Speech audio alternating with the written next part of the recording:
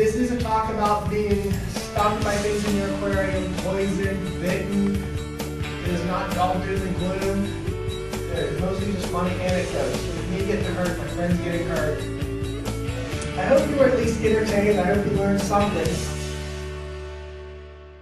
All the little lionfish are also venomous. All the little Dendrochirus species, the zebra, the fuzzy dwarf, the Fu Manchu, all those guys are poisonous. They're also very cryptic, as you can see that little guy hiding in that little fake coral thing. They can be hard to spot, so make sure you ID where all your lionfish are before you go reaching in there to rearrange the rock work. Now, I've never been stung by these beauties. Just mostly because I don't have the loot to buy one. It costs about $1,000. But if anybody here wants to volunteer buying me one, I'm willing to take one for the team if I can keep it afterwards. But I imagine it hurts too. So again, if you have the kind of money to buy one of these, don't go trying to pet it, your new pet. These little coral catfish are also venomous. So watch out for the whiskers, the dorsal spines. I think it's probably the dorsal and pectoral spines on these guys that's venomous. As with most freshwater catfish, I've been stung. I've caught a couple of spines up underneath the finger, catching $1.99 Plecostomus all day long. They thrash around in the nets. You're trying to get them out. They throw their spines out, get jabbed in the nets. You're trying to get them out, and they eventually stick you. I don't really keep these. I've never really kept them. Never really been interested in them. But another thing to be aware of. Scats.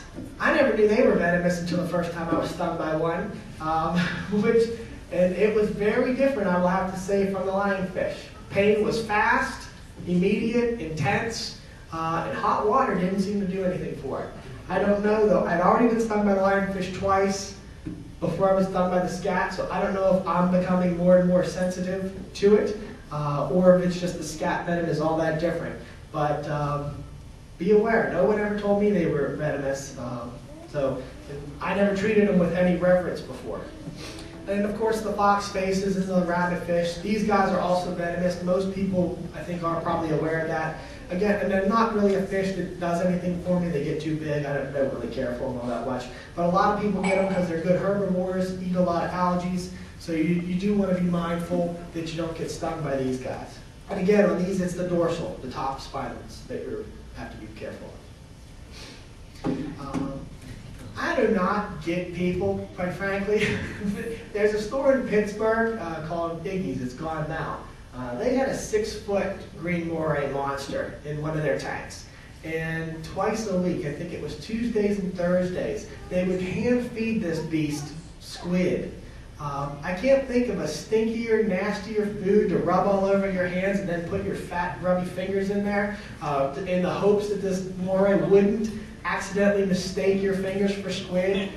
We literally in the club had a pool going, like a football pool, as to who would be bitten and when. Fortunately, Ziggy's went out of business because they made a whole bunch of poor business decisions and went out of business before anybody got bit. But these guys are big, no fool around. What do you need a 6-foot eel for? Just don't be silly.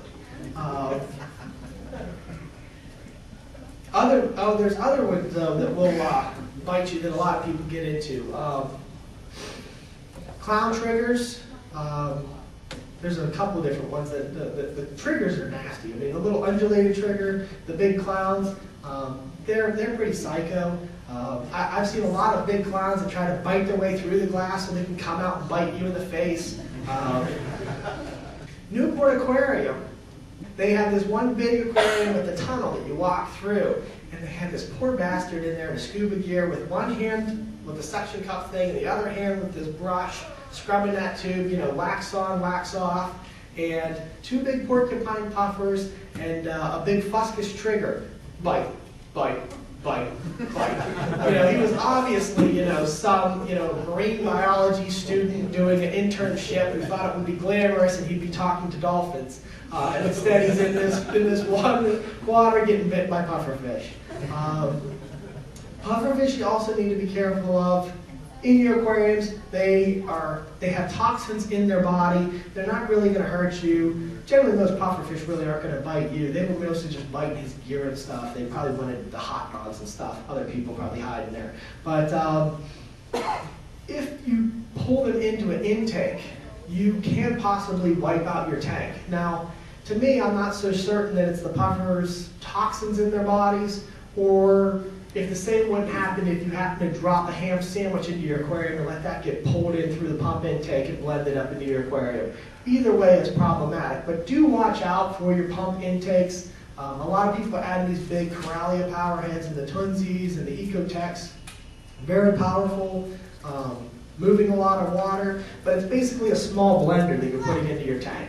I've also seen more than a handful of people that build these elaborate closed loop systems where they'll have 8 ports on the top of their aquarium and they'll have it hooked up to an ocean's motions device, so they're surging all this water in from all over the place and it's cycling on and off, and all this massive water flow that's coming out of all these jets is all being pulled in through one bulkhead in the bottom of their tank. So for 8 jets coming out here, it's 8 times the suction down here, and it's sucking in, snails and shrimp and whole fish. You do want to be careful of that. Put good screens on those kind of things. Make sure that you're not just, turning your tank into a chowder. But these slow-moving pufferfish, the snails, are all likely to get chewed up. Also, you got to watch out for the cowfish, same sort of thing. As far as the toxins in their body and the slime. If you ever do a medicated dip, freshwater baths, things like that, you don't want to dip other fish after you dip these guys. A lot of that slime comes off in the bucket, and we used to see it sometimes when the younger kids working at the store. We would dip all the incoming fish. You'd throw these guys in, or the 6-line grouper. It's black with white horizontal stripes. They'll call it a soapfish sometimes. That also throws a lot of toxic material in its slime coat.